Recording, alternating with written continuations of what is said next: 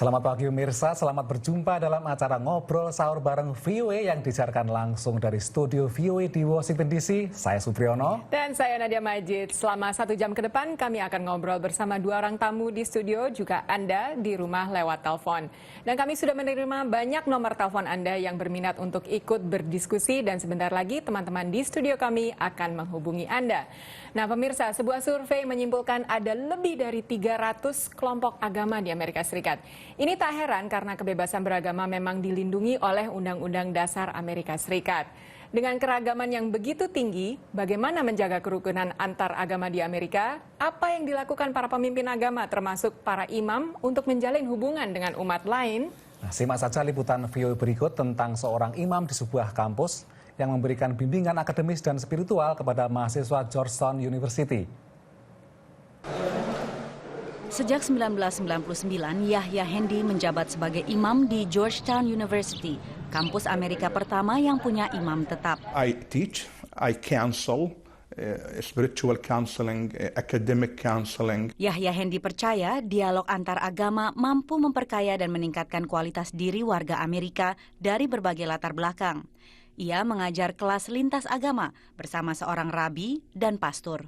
They see us disagreeing in a civilized way.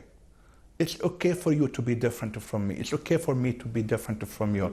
You do not need to be wrong for me to be right.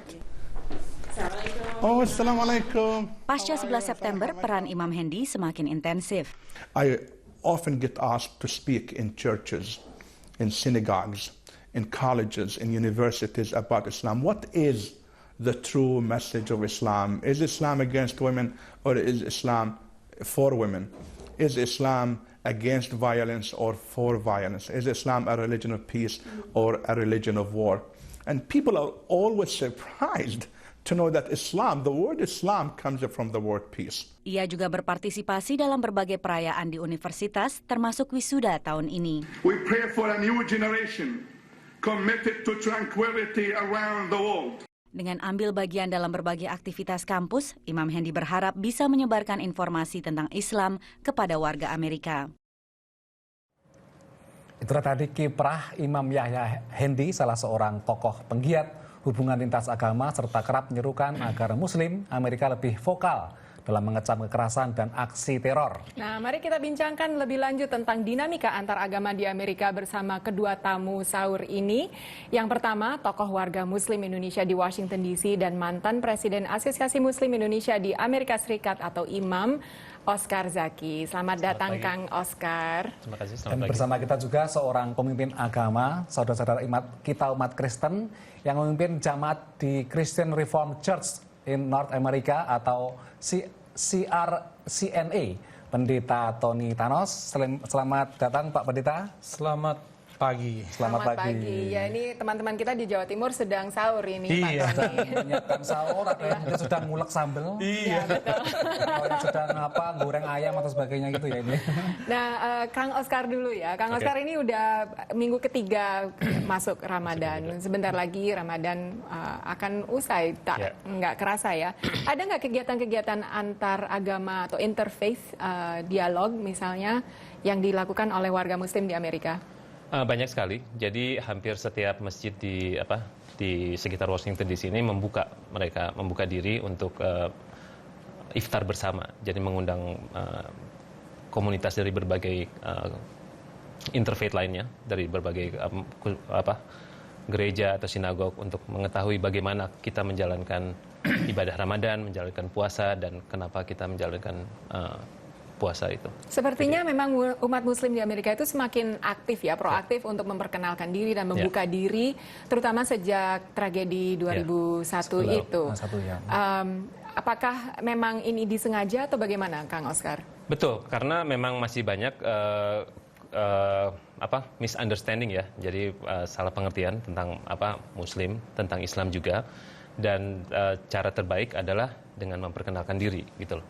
Bukan dengan cara-cara yang malah merusak atau menghancurkan gitu loh. Kalau tak kenal maka tak sayang gitu istilahnya. Kalau Pendeta Thanos selama ini sudah sempat menghadiri beberapa kali undangan dari komunitas Muslim mungkin untuk iftar ya, atau? Saya sering diundang kalau mereka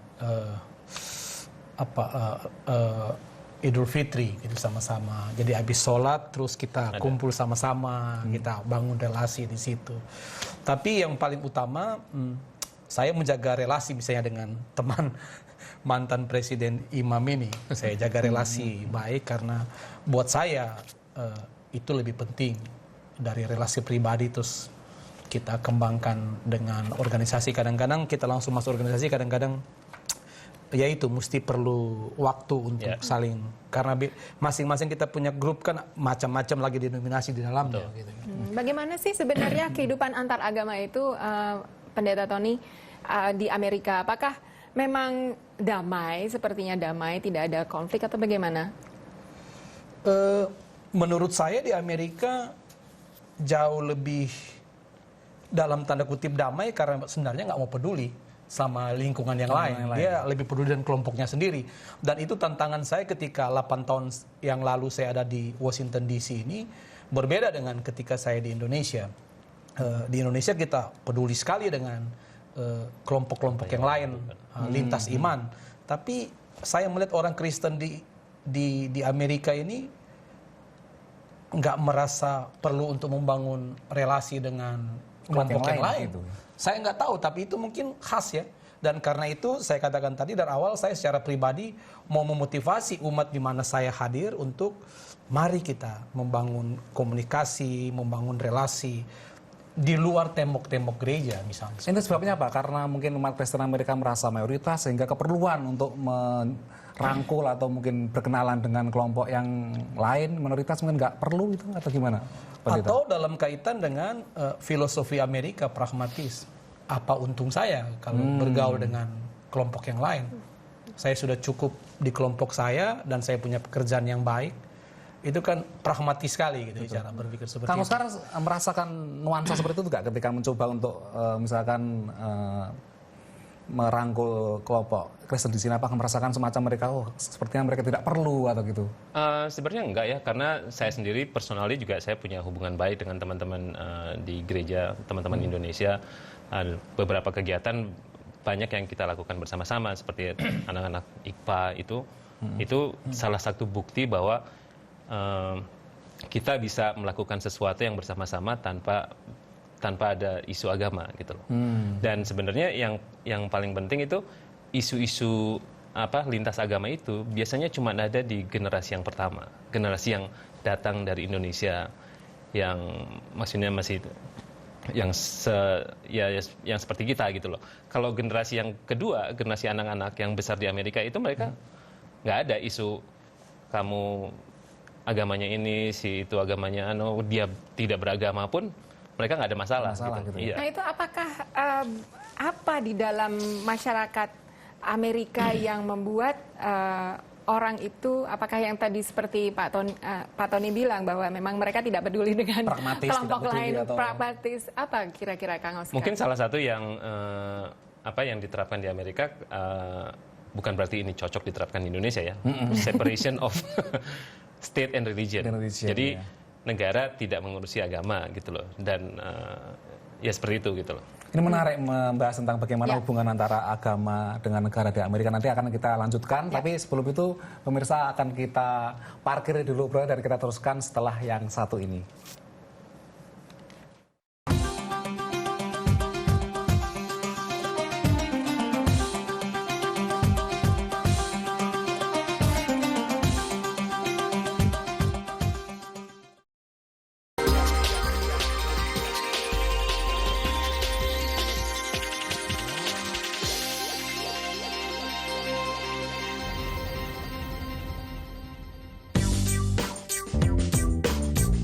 VOA Special English, a way to learn American English and much more. Broadcasting news and features around the world on radio, television, and on the web at voaspecialenglish.com. For 50 years, helping people understand world events and the language and culture of America.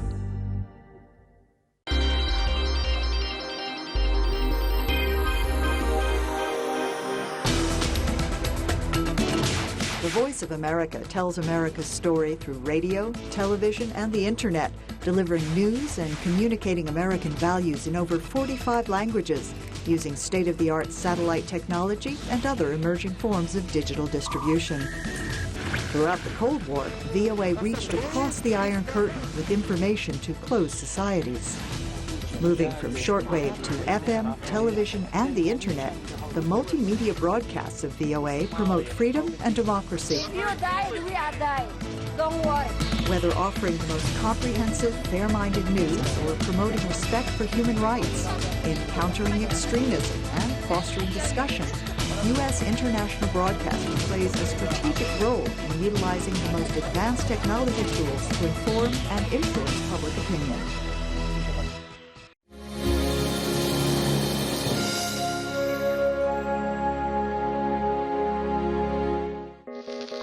This is the Voice of America.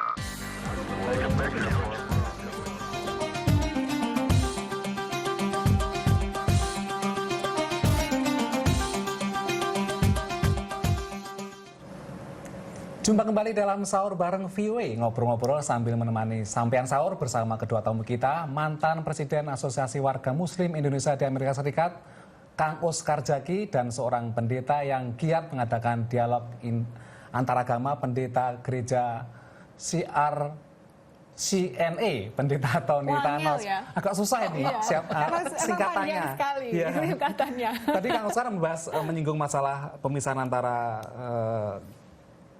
negara dan agama gitu ya. Ini kira-kira mungkin yang tadi bisa menjelaskan mengapa mungkin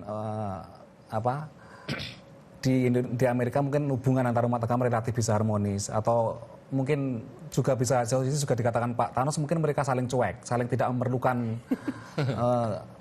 dialog antar agama. Yeah. Ini kira-kira apakah bisa diterapkan di Indonesia misalnya Bang? Karena selama ini kita tahu bahwa di Indonesia ada Departemen Agama merupakan simbol dari keterlibatan pemerintah di sektor agama gitu ya. Oke. Jadi mengenai pemisahan state dan religion itu juga kan itu salah satu yang disampaikan oleh Thomas Jefferson gitu ya. Kebebasan untuk setiap orang untuk memeluk agamanya masing-masing atau tidak memeluk agama. Kalau di Amerika kan begitu. Thomas Jefferson itu salah seorang yang dia memang banyak membaca buku, dan di rumahnya di Charlottesville, Virginia, itu dia punya kopi Al-Quran ya, gitu. Dan itu salah satu yang sekarang disimpan di Library of Congress. Jadi salah satu bacaan dia itu waktu dia sebelum dia mendeklarasikan independence Amerika, itu dia juga membaca Quran juga. Jadi apakah mungkin Quran mempengaruhi cara berpikir dia? Karena dalam Quran juga freedom of religion itu juga ada di dalam surat Al-Kafirun itu, lakum dinukum waliyadin, bagimu agamamu dan bagi gua agamaku. Meskipun doktrin pemisahan antara agama dengan politik tidak ada dalam Islam kan? Tidak ada. Tapi ini sebelum kita lanjutkan dengan pertanyaan pada Pak Thanos, ini kita sambut dulu Bu Erni Rosmina dari Surabaya. Selamat pagi Bu Erni atau Mbak. Selamat pagi. Selamat pagi. Iya. Saya mau mengajukan pertanyaan. Dengan perkembangan agama Islam di Amerika Serikat sekarang, apakah berpengaruh terhadap pengambilan keputusan politik di sana? Oke. Menarik ini. Menarik kasih, ini. Kang Oscar mungkin tahu apakah peran politik umat Islam di Amerika itu meningkat dan sudah signifikan? Bagus juga pertanyaannya, terima kasih Bu ya. Jadi di Amerika itu sekarang ini ada 2 orang congressman yang beragama Islam. Itu yang satu Kate Ellison dari Minnesota, dan yang satu lagi Andre Carson dari Ohio kalau nggak salah ya. Jadi paling tidak itu sekarang sudah ada Muslim yang mewakili di Kongres, dan itu yang bisa membantu memperkenalkan Islam kepada komunitas Amerika, bahwa jadi kalau ada kebijakan-kebijakan yang berkaitan dengan Islam misalnya, itu mereka bisa menjelaskan kenapa ini berkaitan, kenapa ini perlu atau tidak gitu loh. Di segi grassroots sendiri itu cukup banyak organisasi Muslim yang mempromosikan aktifnya masyarakat Muslim untuk berpartisipasi dalam kegiatan politik. Kira-kira sekarang apa agenda politik yang menjadi concern sebagian besar mayoritas umat Islam di Amerika? Di Amerika. Kang Oscar. Yang paling baru ya mungkin isu yang terakhir ini yang baru selesai dari Supreme Court itu LGBT isu. Itu yang masalah-masalah. Kalau Pendeta Tony melihat kegiatan proaktif oleh warga Muslim di Amerika untuk memperkenalkan diri dan membuka diri ini, apakah sudah ada perkembangan yang positif berkaitan dengan kehidupan antar agama di Amerika? Saya melihat banyak masyarakat Kristen di Amerika semakin mengenal dan semakin mencoba memahami umat, perasaan hati, perasaan keagamaan dari saudara-saudaranya yang beragama Islam. Dan menurut saya itu positif sekali, sehingga saya mendukung misalnya Pak Oscar untuk terus mempromosikan nilai-nilai yang terdapat dalam kitab suci Quran untuk terus dipromosikan dalam kelompok-kelompok. Beberapa kali kelompok yang namanya Washington Oikumene Masyarakat Indonesia, kelompok Kristen, bergabung dengan imam untuk melakukan kegiatan-kegiatan sosial, melayani para homeless bersama. Dan saya pikir itu terus dikembangkan. Dan misalnya di komunitas Kristen bule di lingkungan saya semakin memperkenalkan itu. Kalau ada acara-acara Pak Dubes datang ke gereja, saya undang mereka hadir, nggak cuma orang Indonesia yang hadir, supaya mereka kenal bagaimana kita membangun relasi dengan sahabat-sahabat yang non-Kristen. Saudara-saudara yang non-Muslim sengaja kita mengundang ke gereja, acara-acara gereja, supaya teman-teman Amerika, bule Amerika mengetahui bahwa memang kita akrab sebenarnya, nggak ada persoalan sebenarnya dalam membangun relasi, nggak ada tembok-tembok yang menghalang kita membangun komunikasi, dan mereka surprise kalau melihat seperti itu. Gitu. Karena itu baru buat mereka. Oke, ini ada penelpon dari Malang, Mbak Feby. Monggo. Fajar Nugroho. Selamat pagi, Mbak Feby atau Mas Feby ini ya? Enggak ada ya? Oke, Mbak Feby, nanti kita akan tampung pertanyaannya nanti. Tapi begitu pendeta, mungkin ada yang penasaran warga Indonesia di sana, kan akhir-akhir ini ada semacam sentimen warga Amerika negatif ya terhadap warga Muslim itu masih tinggi, sekitar 30-40% ya. Mereka masih punya persepsi negatif.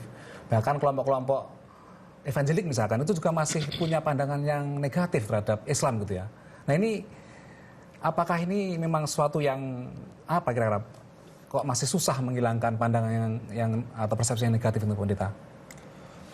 Kalau kelompok-kelompok seperti itu, saya pikir di kalangan Islam juga ada. Dan betul, susah juga buat mereka untuk mengatakan sebenarnya nilai-nilai harus kita promosikan, ya nilai-nilai yang positif untuk menciptakan perdamaian bersama. Misalnya kelompok saya mengatakan sebenarnya yang kita sebut nilai-nilai Injil yang kita perjuangkan, harus kita perjuangkan, yaitu kita membebaskan, memerdekakan orang dari kebodohan, kemiskinan, menegakkan keadilan. Itulah sebenarnya nilai-nilainya, bukan yang lain-lain. Tapi kan nggak gampang. Mereka punya persepsi bahwa kalau memberitakan Injil menjadikan orang Kristen. Padahal sebenarnya orang seperti saya dan mainstream church mengatakan nggak begitu. Itu urusan pribadi. Orang menjadi pindah agama itu urusan pribadi, keputusan pribadi. Betul. Bukan urusan gereja, bukan urusan institusi. Ini tambah gayang ini. Tambah gayang ngobrolnya semakin mendekati subuh ini semakin gayang ini. Tapi namanya kita mau sahur gitu. Pemirsa, kita istirahat dulu dan akan kembali untuk melanjutkan obrolan seru bersama Kang Oscar dan Pak Tony Thanos.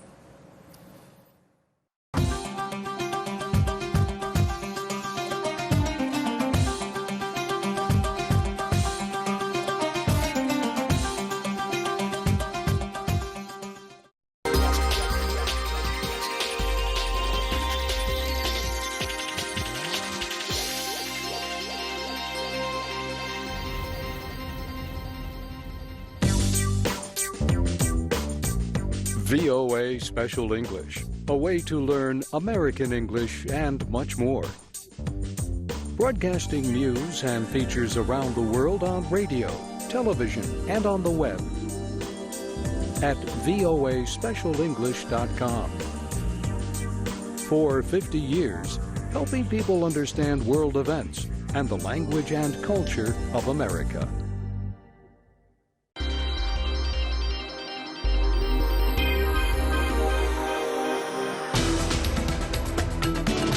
The Voice of America tells America's story through radio, television, and the Internet, delivering news and communicating American values in over 45 languages, using state-of-the-art satellite technology and other emerging forms of digital distribution.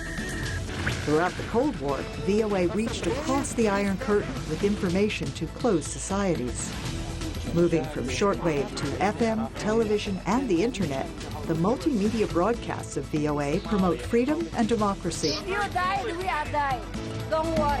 Whether offering the most comprehensive, fair-minded news or promoting respect for human rights, in countering extremism and fostering discussion, U.S. international broadcasting plays a strategic role in utilizing the most advanced technology tools to inform and influence public opinion.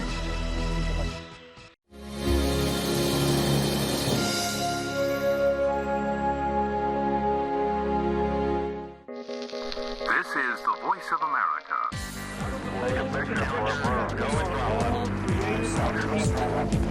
It was extended.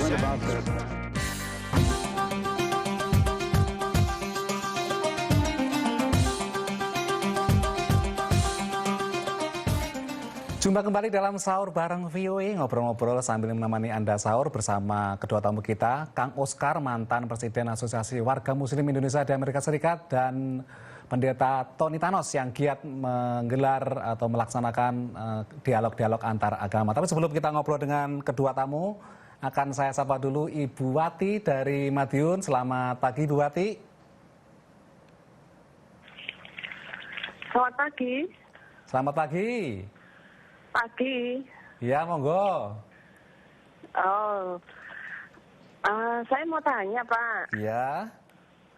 Iya, pertanyaan saya, bagaimana toleransi warga Amerika terhadap umat Muslim di sana? Ya. Apakah masih ada gap-gap yang timbul? Terima kasih, Bu Wati. Jadi gimana Pak Pendeta atau Kang Oscar dulu untuk menjawabnya? Saya aja dulu, boleh. Jadi sebetulnya toleransi umat orang Amerika di sini sangat tinggi ya. Seperti saya misalnya di kantor itu saya puasa, gitu mereka tahu saya puasa. Oh, it's Ramadan. Jadi hampir sebagian udah tahu bahwa Ramadan is part of Islamic tradition. Dan mereka menghormati. Jadi dalam seperti apa menghormatinya artinya ya tidak makan di depannya atau tidak minum gitu. Mereka misalnya sorry ya, saya makan ya, atau gitu misalnya. Jadi mereka menghormati gitu loh. Atau misalnya ada team lunch di kantor gitu, mereka tahu untuk tidak nggak perlu, bukan ngajak saya tapi ya oke lah kamu puasa ya. Ya. Kalau misalkan terjadi konflik antar umat agama di Amerika, kalau di Indonesia kan yang menjadi wasitnya adalah pemerintah itu ya. Nah kalau di Amerika misalkan terjadi konflik antar umat beragama karena pemerintah tidak boleh ikut campur, itu biasanya mekanisme seperti apa atau siapa yang mungkin mencoba menjadi wasit dan mendamaikan, Pak Tony? Menurut pengalaman Pak Tony misalkan. Saya pikir Amerika punya aturan main. Kalau konflik itu sudah mengarah pada kekerasan, pasti pengadilan, polisi, pengadilan. Jadi nggak perlu, jadi udah otomatis itu. Jadi pemerintah cukup tegas untuk itu. Dia nggak akan memihak mau Kristen, mau Islam, mau Yahudi. Dan itulah tenangnya sebenarnya. Wasitnya, kalau kita bilang wasit, ya polisi, ya pengadilan, kan begitu. Hukum ya. Hukum. Jadi di sini tidak akan namanya departemen agama, tidak ada ya. Iya, karena itu nggak perlu jalur-jalur lain, jalur-jalur misalnya. Ya penting sih dalam arti kita membangun terus jaringan komunikasi, tapi kalau sudah konflik nggak ada pilihan lain. Sama seperti orang membuat kesalahan lalu lintas di jalan, nggak ada pilihan lain. Anda berurusan dengan hukum. Jadi diperlakukan seperti isu-isu sekuler gitu ya, bukan agama gitu ya? Bukan, tidak diperlakukan sebagai isu agama. Tapi kalau nggak salah di Gedung Putih sendiri itu juga ada semacam lembaga yang menangani masalah agama kan, nggak salah kan? Nah itu fungsinya apa? Karena katanya kan secara konstitusi tidak boleh ada campur tangan, tapi kalau nggak salah setiap presiden itu punya semacam penasihat atau lembaga agama. Ini fungsinya apa ini? Jadi baik sekali yang disampaikan Mas Supri tadi.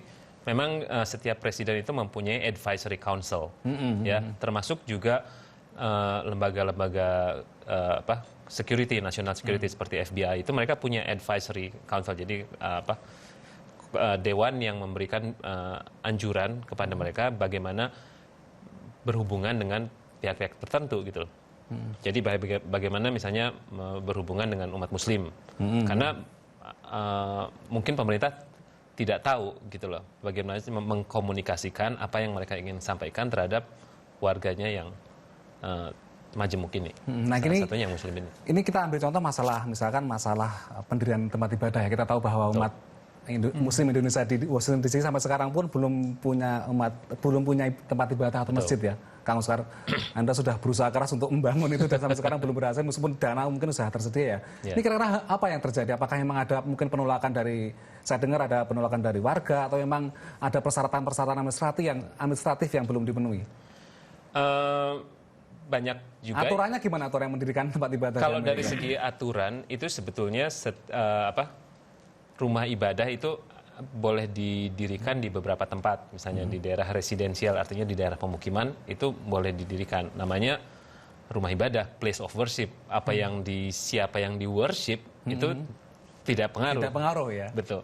Ya, secara teknis itu. Nah, masalah peraturannya nanti apakah misalnya gedungnya tidak memenuhi syarat, parkirnya kurang luas atau lokasinya kurang bagus, itu di perkara izin. Tapi hampir di Amerika ini hampir tidak ada masjid yang mengalami kesulitan dibangun karena mereka Muslim. Oh begitu ya. Jadi selalu kalau mereka mengikuti aturan itu pasti akan bisa dibangun ya. Ya, gereja juga akan sulit membangun kalau tidak ikut peraturan. Saya ingat waktu saya di California 8 tahun yang lalu, agak sulit mendapat izin karena gereja itu umatnya banyak, tapi tempat parkir nggak ada, yang nggak dikasih izin. Pak Pendeta, kita potong dulu ini karena maaf. Jadi ini Neng Nadia sudah bersiap-siap untuk membacakan email dari pemirsa yang dikirim lewat email ataupun lewat Facebook. Silakan, monggo Neng Nadia. Ya, Sepurone Cak, ya aku interupsi sebentar. Terima kasih kepada Anda yang sudah mengirimkan email dan postingan di Facebook Warung VOA kami. Jika belum tahu, Anda bisa layangkan pertanyaan atau komentar ke email warung@voanews.com atau pasang komentar dan pertanyaan tersebut di halaman Facebook Warung VOA. Nah, pertanyaan pertama dari Wawan Wicaksono lewat inbox Facebook Warung VOA. Dia bertanya, di Amerika apa ada budaya tadarusan dan puluran atau bagi-bagi makanan kecil seperti di Jawa? Ada, khususnya warga Muslim dari Indonesia di Washington DC ini. Seperti diskusi kita minggu lalu bersama Ibu Siti dan Mbak Mai, banyak warga Muslim Indonesia yang mempertahankan tradisi Ramadan Indonesia di Amerika. Nah, kemudian email kedua, Bagus Santoso, apakah di masjid-masjid di Amerika ada tadarus atau tarhim untuk membangunkan orang Muslim yang akan makan sahur? Dan apakah ada yang mengedarkan jadwal imsakiyah? Nah, Pak Bagus, soal membangunkan orang Muslim yang akan sahur, setidaknya ada di kota Hamtramck, negara bagian Michigan.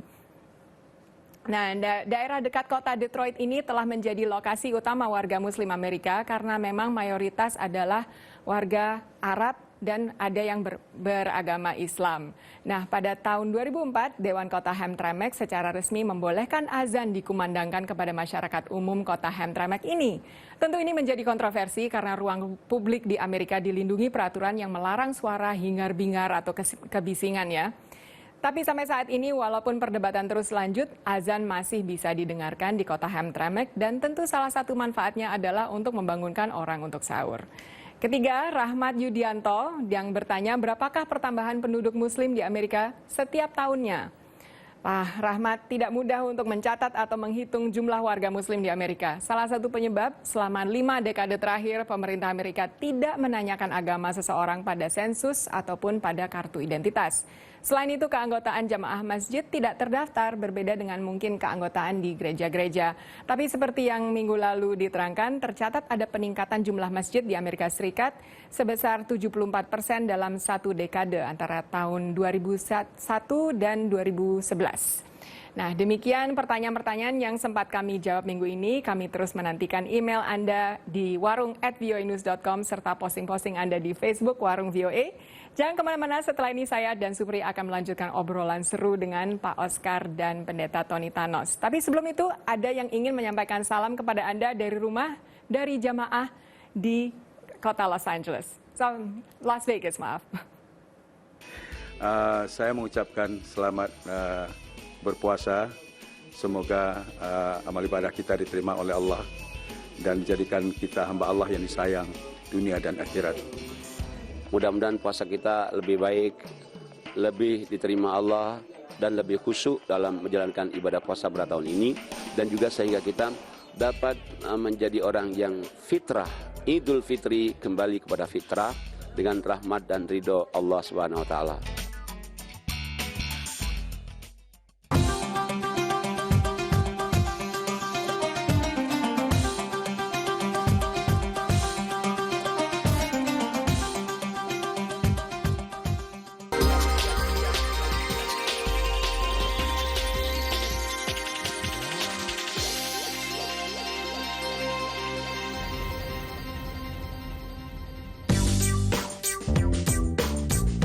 VOA Special English, a way to learn American English and much more. Broadcasting news and features around the world on radio, television, and on the web at voaspecialenglish.com. For 50 years, helping people understand world events and the language and culture of America.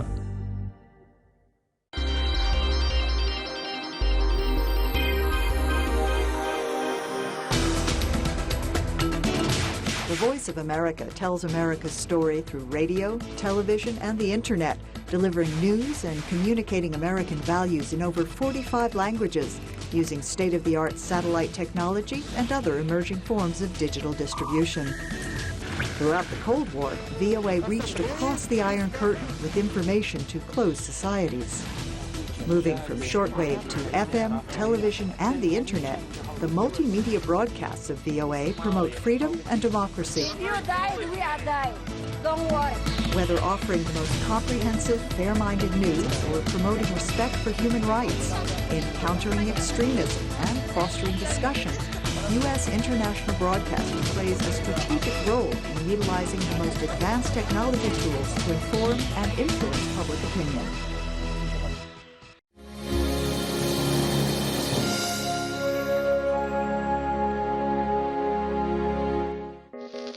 This is the Voice of America.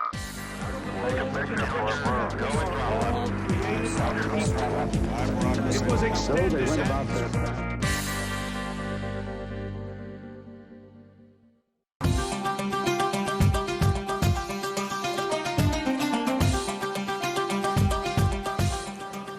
Jumpa kembali dalam Sahur bareng VOA, ngobrol-ngobrol sambil menemani Anda sahur. Dan kita sudah ngobrol seru bersama kedua tamu kita pagi ini, Kang Oscar dan Pendeta Tony Thanos. Tapi sebelum kita lanjutkan obrolan, Supri ya, kita sambut Ibu Feby, Sokomalang. Monggo Ibu. Oh, Bapak Feby, maaf. Maaf Bapak Feby, monggo. Halo, pagi. Selamat pagi. Iya, selamat pagi. Ini saya ada pertanyaan. Saya Feby, saya seorang Muslim, tetapi saya itu sering diajak ke acara gereja. Dan saya merasa saya hanya diajak aja sama mereka. Waktu saya berkumpul dengan mereka, apakah saya harus sok kenal, sok dekat dengan mereka? Terus apakah saya harus ikut-ikutan belajar waktu mereka berkumpul, misal bernyanyi bersama atau mengadakan selfie bersama waktu itu? Apa yang harus saya lakukan? Apakah saya tetap harus jadi seorang diri sendiri?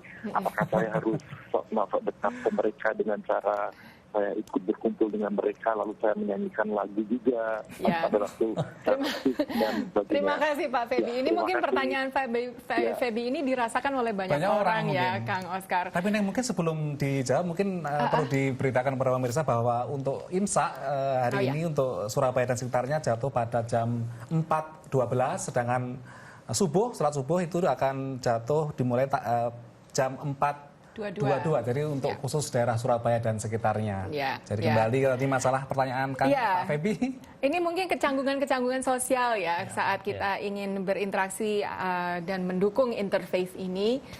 Bagaimana kita harus berlaku atau bertingkah? Jangan-jangan itu keyakinan saya luntur atau gimana kalau saya masuk gereja atau sebaliknya masuk ke masjid gitu. Jadi ini gimana ini?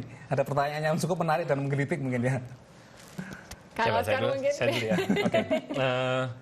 Jadi mungkin ada beberapa prinsip yang harus kita pegang dalam proses diskusi dialog lintas agama ya. Salah satunya itu misalnya love unconditionally gitu loh. Jadi kita tahu, misalnya saya tahu Pak Tony seperti apa adanya Pak Tony gitu loh ya. Saya cintai dia apa adanya gitu loh. Jangan karena misalnya dia lain agama terus saya nggak mau temenan dengan dia gitu loh. Itu satu ya. Love unconditionally. Yang kedua sebagai manusia gitu ya. Sebagai manusia, betul ya. Yang kedua understand each other gitu, mengerti satu sama lain. Kalau dia punya keyakinan seperti itu, ya itu hak dia untuk berkeyakinan seperti itu. Nggak usah misalnya yang lintas agama, yang sesama agama pun kadang-kadang kita berbeda. Berbeda misalnya, yang satu bilang ini harus begini, yang satu bilang ini, yang satu tahajud macam-macam lah perbedaan itu. Itu it's fair untuk berbeda, tapi jangan terus saling menjatuhkan. Jadi yang namanya interfaith ini, Pendeta Tony, itu bukan berarti kemudian saling menerima ajaran agama mereka sebagai ajaran kita gitu, bukan seperti itu kan, Pendeta Tony? Menurut saya, Ibu, Islam punya aturan sendiri yang saya harus hormati. Misalnya, saya nggak mungkin ikut sholat sama-sama sholat Jumat walaupun dalam beberapa kasus ada teman saya diundang. Itu kasus interfaith yang spesial. Tapi misalnya saya menghormati kalau ada teman, misalnya Pak Oscar tidak hadir dalam satu ritual. Walaupun saya selalu berusaha menerangkan, menghadiri satu ritual gereja bukan berarti mengkristenkan. Itu rada berbeda dengan misalnya kita menghadiri di masjid, otomatis ada kalimat syahadat yang kita mesti sebutkan di sana, di antaranya ada kalimat-kalimat misalnya dalam ritual misalnya begitu ya. Nah, kalau kita jadi Kristen tidak karena dia hadir di gereja. Ada prosesnya, proses yang berbeda. Jadi saya selalu berusaha menerangkan, Pak Oscar, misalnya, nggak apa-apa. Dalam aturan kami, agama kami, nggak apa-apa Anda hadir. Tapi kalau Anda punya aturan memang nggak boleh, saya hormati kan begitu kan. Tapi asal tahu bahwa di gereja misalnya Anda hadir itu buat kami itu bukan pengkristenan karena ada prosesnya. Menjadi Kristen, menyanyi tidak menjadi Kristen. Dia hadir dalam gereja itu paling tidak itu pemahaman gereja. Anda hadir di gereja Anda tidak jadi Kristen dan Anda tidak berarti otomatis merubah iman. Tapi kita menghormati kalau dari saudara-saudara seperti Kang Oscar, kalau dia nggak hadir karena aturan fatwanya, kita hormati. Ya nggak apa-apa, kita tetap berteman kan begitu kan. Cuman saya menerangkan sama dia misalnya kan, Anda hadir, Anda ikut bernyanyi, Anda tidak jadi Kristen. Sebenarnya dari sudut Islam, Kristen, Anda tidak berubah iman Anda. Ada prosesnya kalau mau merubah iman gitu. Kang Oscar ada komentar? Ya, saya malah mau nambahin. Jadi buat Pak Feby, kalau misalnya cuma datang ke gereja, mungkin nggak apa-apa. Di Amerika, ini kita sholat di gereja, sholat di sinagog. Betulan, jadi ada satu komunitas warga Muslim karena mereka perkembangannya sangat pesat di satu daerah di Virginia, itu mereka meminjam gereja dan meminjam sinagog untuk melaksanakan sholat Jumat, gitu. Tapi pemiliknya gereja tidak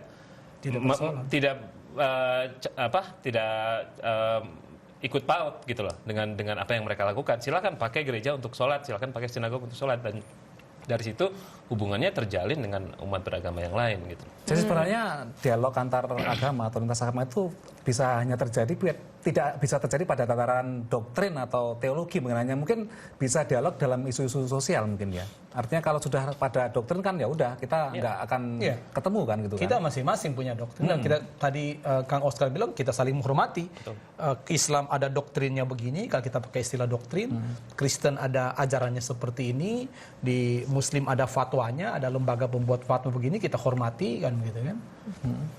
Buat kita cari aja peluang-peluang yang bisa kita kembangkan dalam rangka mengembangkan kemanusiaan kita. sebagai sesama. Mungkin kalau di lingkup Islam hablum minanas itu kali ya, Kang Oscar. Betul. Dan banyak sekali ajaran-ajaran yang sama di antara Islam dan Kristen, yang misalnya memberi makan orang miskin, berbuat baik terhadap sesama manusia, itu kenapa nggak sama-sama kita di sana? Iya, itu kan sama. Kenapa itu kita nggak join program untuk membuat itu misalnya? Ya, oke. Kita ini semakin seru, tapi kita mendekati imsak dan ini kan, dan sholat subuh nih, Cak. Belum bentar lagi. Jadi ini kurang berapa menit lagi nih untuk sholat subuh, tapi kita akan teruskan sebentar sebelum kita istirahat. Jadi, tapi ini ada skeptisme ini, Kang Oscar dan Pak Thanos. Jadi kalau pas misalkan ada dialog agama, pemimpin umat itu rukun gitu. Mereka saling berdialog, saling mendeklarasikan bahwa kita damai. Tapi begitu kembali ke umatnya masing-masing, lain ngomongnya. Jadi, wah Islam begini, Kristen itu begini, yang paling benar adalah kita. Jadi ini gimana, kadang-kadang terjadi seperti ini? Kita harus balik lagi ke sejarah ya. Kalau saya lihat kejadian seperti ini mungkin baru beberapa tahun terakhir terjadi.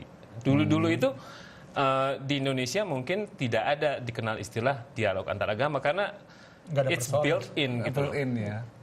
Udah built in dalam kultur kita. Bhinneka Tunggal Ika itu udah you don't have to talk about it maksudnya. Ini menarik nih, mengapa sekarang baru ada Kenapa baru sekarang nanti gitu, kita bahas mengapa tiba-tiba ini. butuh dialog antar agama gitu. Dulu-dulu kita santai-santai aja. Makanya. Tapi sebelum obrolannya kita lanjutkan, akan kita istirahat dulu dan nanti akan kita teruskan setelah yang satu ini, pemirsa.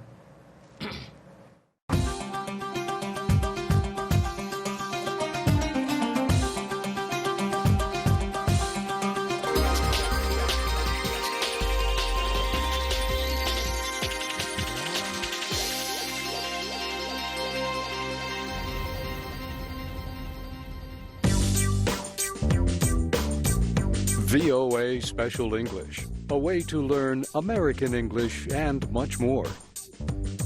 Broadcasting news and features around the world on radio, television, and on the web at voaspecialenglish.com. For 50 years, helping people understand world events and the language and culture of America.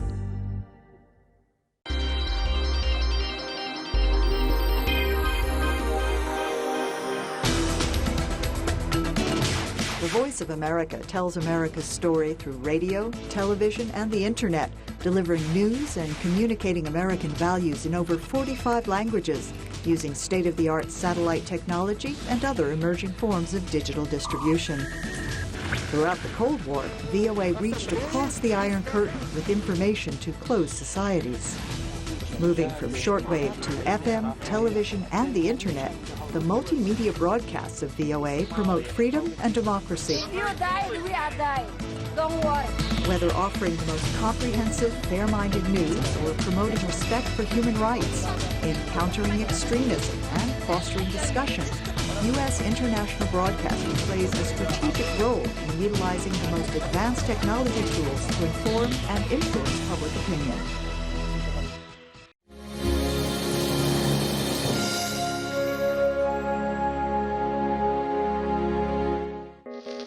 This is the Voice of America.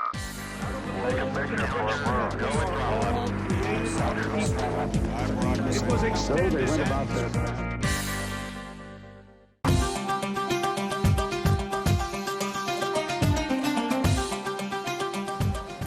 Jumpa kembali dalam sahur bareng VOA dulur dan ngobrol-ngobrol sambil menemani sampean sahur atau sekarang sudah mungkin menyiapkan diri untuk sudah sholat imsak ini ya. 4.12. Dan sebelum kita ngobrol kita teruskan dengan Pak Tony dan Kang Oscar. Ini kita sambut dulu Mas Kukuh dari Malang. Selamat pagi Mas Kukuh.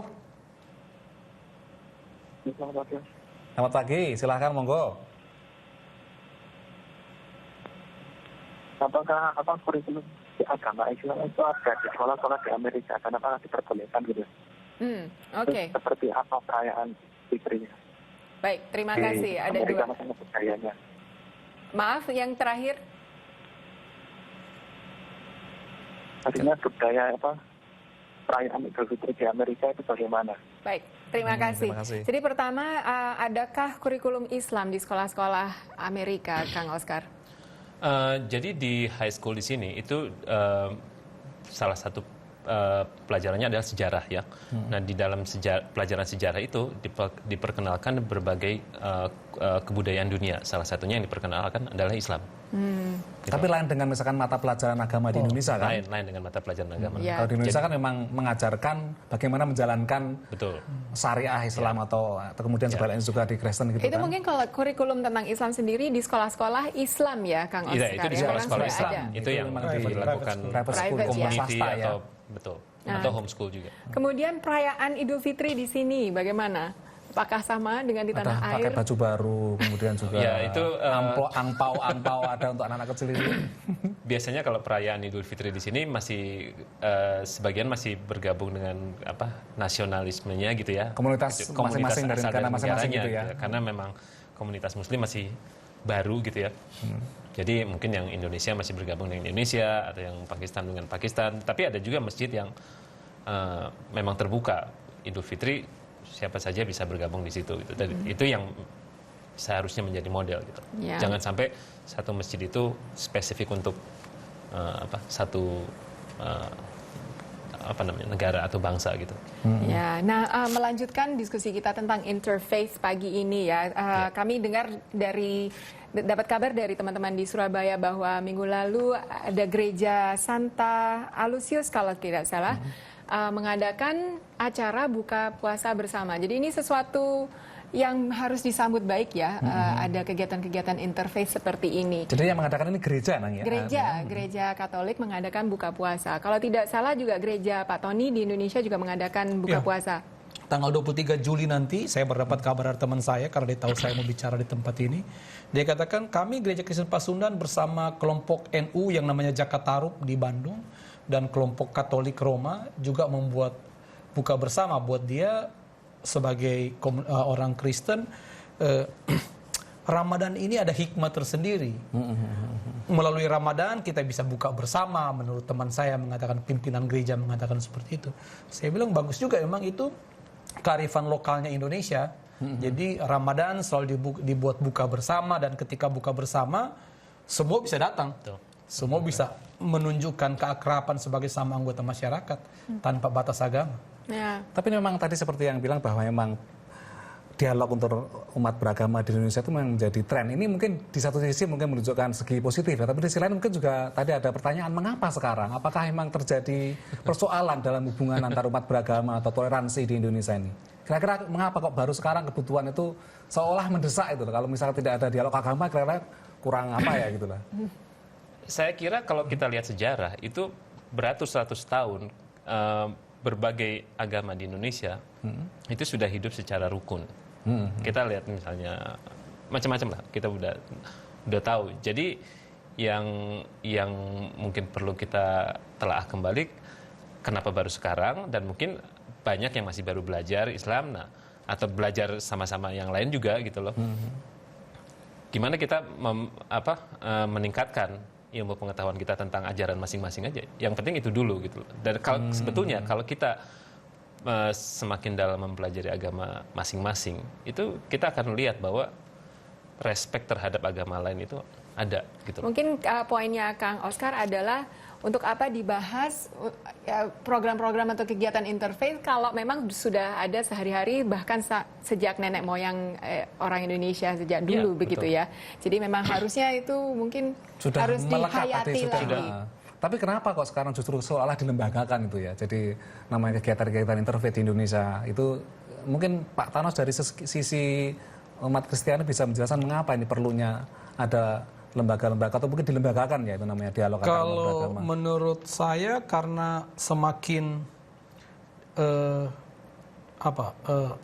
khususnya di era reformasi di Indonesia, semua orang bebas, bahkan lebih liberal mungkin dari Indonesia mengungkapkan isi hatinya, mengungkapkan perasaannya, sehingga semakin nyata terlihat kelompok-kelompok yang mau menekankan kepentingannya terhadap kelompok lain gitu. Mau memaksakan kehendaknya, dan karena itu kelompok-kelompok yang lain merasa ini persoalan. Kita mesti bicara dalam rangka proses mendidik mereka itu. Kelompok-kelompok yang mungkin kalau bahasanya Mas Supri kebablasan, bicara tentang kebebasan itu. Menarik itu. Nah kalau di Amerika sendiri sebenarnya konsep kebebasan beragama itu seperti apa sih? Karena kan kadang kita mendapat pertanyaan kan. Jadi ketika misalkan ada seorang pastor dulu yang di Florida yang mencoba untuk membuat heboh dengan membakar Al-Quran itu, ada yang mengatakan itu bentuk dari kebebasan beragama juga atau kebebasan berpendapat itu ya. Itu kalau di Amerika seperti apa kira-kira kebebasan beragama itu? Dalam konteks seperti apa ini? Mungkin, dan bedanya dengan di Indonesia apa kira-kira? Betul ya. Jadi mungkin ada sedikit salah kaprah mengenai kebebasan freedom of expression, kebebasan berpendapat. Misalnya gini, saya boleh stretch gitu, tapi kalau saya stretch sampai nonjok beliau, nah soalnya itu bukan kebebasan berpendapat. Jadi ada batas-batasannya juga. Betul, gitu ya? ada batas-batasnya juga gitu. Saya kira itu yang sebagian orang tidak mengerti, bahwa yes, there is freedom of expression, but you have to be responsible. Yang jelas kalau di sini nih, kalau nggak salah ya, semua agama ataupun tidak beragama pun dilindungi oleh undang-undang gitu ya. Jadi mau menjadi ateis, mau menyembah berhala, mau beragama secara fanatik, setiap hari ke masjid atau gereja pun juga dilindungi oleh pemerintah gitu kan intinya kan. Mau beragama 2 atau 3 juga boleh. Boleh kan? Iya, bahkan begitu. Sinkretis juga boleh di sini gitu ya. Nah, pemirsa, kita istirahat dulu pemirsa. Kita akan teruskan obrolan seru ini bersama Kang Oscar dan Pendeta Tony Thanos sesaat lagi setelah azan subuh berikut ini.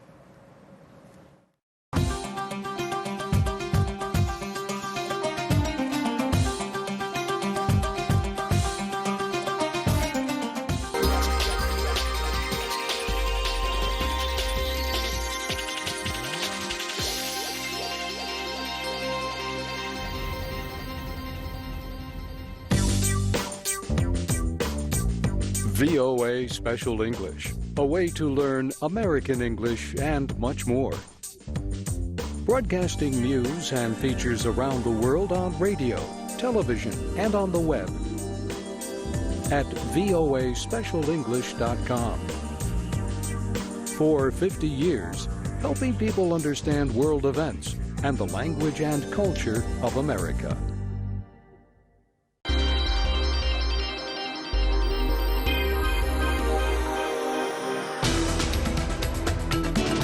The Voice of America tells America's story through radio, television, and the Internet, delivering news and communicating American values in over 45 languages, using state-of-the-art satellite technology and other emerging forms of digital distribution.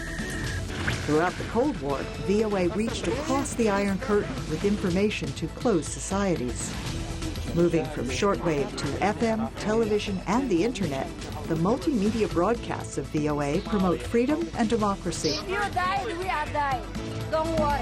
Whether offering the most comprehensive, fair-minded news or promoting respect for human rights, in countering extremism and fostering discussion, U.S. international broadcasting plays a strategic role in utilizing the most advanced technology tools to inform and influence public opinion.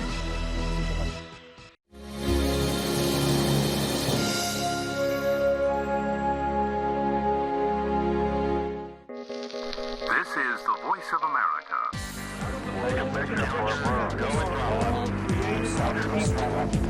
It was extended.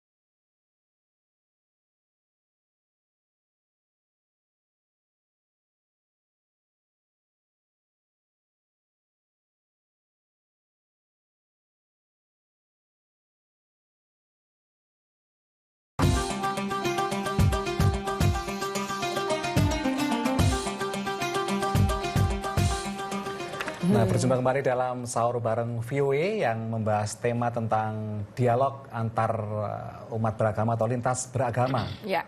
Bersama Dan ini Pak Tony Thanos dan Oscar. Kang Oscar Zaki. Mungkin yang terakhir sampean bisa bertanya apa nih? Nah, ini hanya ada beberapa menit saja ini. Mungkin yang paling penting ditanya adalah apa yang bisa dipetik dari pengalaman Anda berdua di sini menjalin hubungan antar agama yang mungkin bisa diterapkan di Indonesia dengan teman-teman penggiat lintas agama di Indonesia mungkin. Pendeta Tony dulu mungkin. Ya, kalau saya bilang Indonesia relatif lebih maju karena memang konteksnya di sana butuh sekali. Jadi mereka sangat kreatif sekali. Para penggiat interfaith sangat kreatif sekali dan malah saya banyak belajar dari mereka. Walaupun konteks Amerika konteks yang berbeda ya. Di Amerika persoalannya adalah itu nggak jadi terlalu persoalan karena saya dan Kang Oscar bilang tadi hukum benar-benar harus ditaati oleh siapapun. Hukum tidak akan mengenal membela satu pihak agama manapun. Ya mau Kristen mau agama lain pokoknya melanggar hukum membuat kekerasan gitu kan. Dia harus dihukum dan dia nggak boleh ada aktivitas. Setuju Kang Oscar? Saya setuju dan mungkin yang perlu ditambahkan adalah cari sesuatu yang common di antara ini ajaran agama ini. Misalnya banyak sekali isu-isu yang kita perlu selesaikan, menyelesaikan kemiskinan, misalnya pendidikan, kebersihan gitu. Itu semua diajarkan. Terima kasih sekali Kang Oscar dan Pak Pendeta. Dan pemirsa, sejam udah lewat, kita ucapkan selamat menunaikan ibadah puasa hari ini. Tim VOA di Washington DC undur diri, sampai jumpa minggu depan, besok. Lagi-lagi bersama Sahur Bareng VOA. Salam.